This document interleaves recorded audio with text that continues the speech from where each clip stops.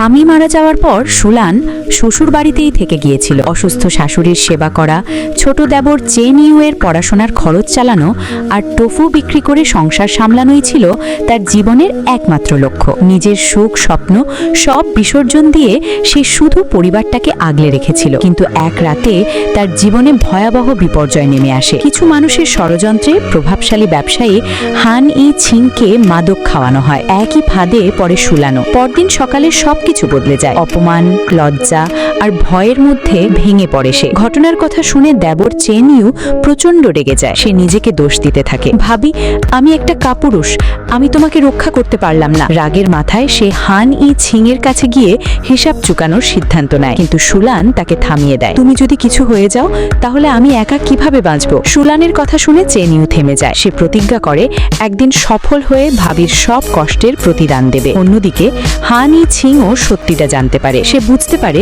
পুরো ঘটনাই ছিল পরিকল্পিত ষড়যন্ত্র। অপরাধীদের শাস্তি দেওয়ার পাশাপাশি সে সুলানের দায়িত্ব নেওয়ার সিদ্ধান্ত নেয়। পরদিন সুলান প্রতিদিনের মতো বাজারে টোফু বিক্রি করতে যায়। কিন্তু গ্রামের কিছু নারী তাকে ঘিরে ধরে অপমান করতে শুরু করে। দিনে টোফু বিক্রি করো আর রাতে পুরুষদের সঙ্গে ঘুরে বেড়াও। তোমার মতো চরিত্রহীন নারীর এই বাজারে থাকার অধিকার নেই। একজন তার টোফুর পাত্র ফেলে দেয়, আরেকজন দোকান ভাঙতে শুরু করে। মুহূর্তের মধ্যেই সবাই তাকে বাজার থেকে তাড়িয়ে দেওয়ার চেষ্টা করে। ঠিক তখনই সেখানে হাজির হয় হান ই ছিং। চারপাশ মুহূর্তে নীরব হয়ে যায়। হান ই ছিং কঠোর কণ্ঠে বলে, আমার এলাকায় দাঁড়িয়ে আমার মানুষকে অপমান করার সাহস তোমাদের হলো কিভাবে? এক মহিলা তাড়াতাড়ি বলে, হান সাহেব, এই বিধবা ভালো মেয়ে নয়। সে নিজের স্বামীকে খেয়েছে, এখন দেবরকেও ছাড়ছে না। কথা শেষ হবার আগেই হান ই ছিং এর মুখ কঠিন হয়ে ওঠে। চুপ! তার বজ্র কণ্ঠে সবাই ভয়ে কেঁপে ওঠে। তোমরা কি জানো এই নারী বছরের পর বছর অসুস্থ শাশুড়ির সেবা করেছে, নিজের কষ্ট ভুলে পরিবারের জন্য দিন রাত পরিশ্রম করেছে, ভোরে উঠে টোফু বিক্রি করে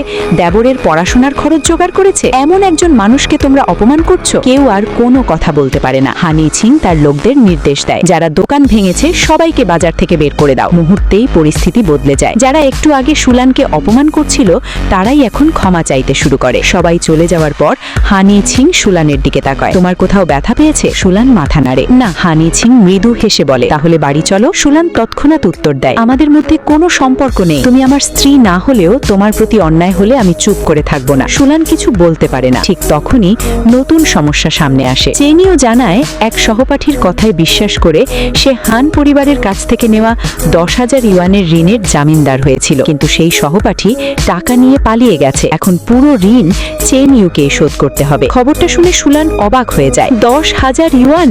আমরা এত টাকা কোথায় পাবো? চেন ইউ মাথা নিচু করে বলে, ভাবি, আমি পড়াশোনা ছেড়ে কাজ করব। না, সুলান দৃঢ় কণ্ঠে বলে, তুমি পড়াশোনা ছাড়বে না, তোমার ভবিষ্যৎ নষ্ট হতে দেব না। কিন্তু টাকার ব্যবস্থা আমি করব। পরদিন সে গ্রামের ওয়াং মায়ের কাছে যায়। ওয়াং মা নানা রকম দ্রুত টাকা আয়ের উপায় জানে বলে পরিচিত ছিল। সুলান অনুরোধ করে, খালা, এমন কোনো কাজ আছে যেখানে দ্রুত কিছু টাকা উপার্জন করা যায়? ওয়াং মার রহস্যময়ী হাসি দিয়ে বলে, আছে, কাল এই ঠিকানায় চলে যেও, কাজ করলে ভালো টাকা পাবে। সুলান কৃতজ্ঞ মনে চলে যায়, কিন্তু সে জানতো না তার জন্য একটি বড় ফাঁদ পাতা হয়েছে। সুলান চলে যাওয়ার পর ওয়াং মা হেসে ওঠে। তার সামনে বসেছিল চেন পরিবারের বড় ছেলে। লোকটা ঠোঁটে বিদ্রুপের হাসি টেনে বলে, এই বোকা মেয়েটাকে ফাঁদে ফেলতে সত্যিই বেশি কষ্ট হলো না। ওয়াং মা জবাব দেয়, তোমার জন্যই তো করছি, তবে কথা মতো টাকার অর্ধেক কিন্তু আমার। লোকটা হেসে বলে, সমস্যা নেই, আমি শীঘ্রই শহরের ধনী সং পরিবারের মেয়েকে বিয়ে করতে যাচ্ছি। এখন সুলানকে সরিয়ে ফেলতে হবে। অন্যদিকে সুলান কিছুই জানতো না। সে শুধু ভাবছিল যেভাবেই হোক টাকা জোগাড় করে দেবরের ঋণ শোধ করবে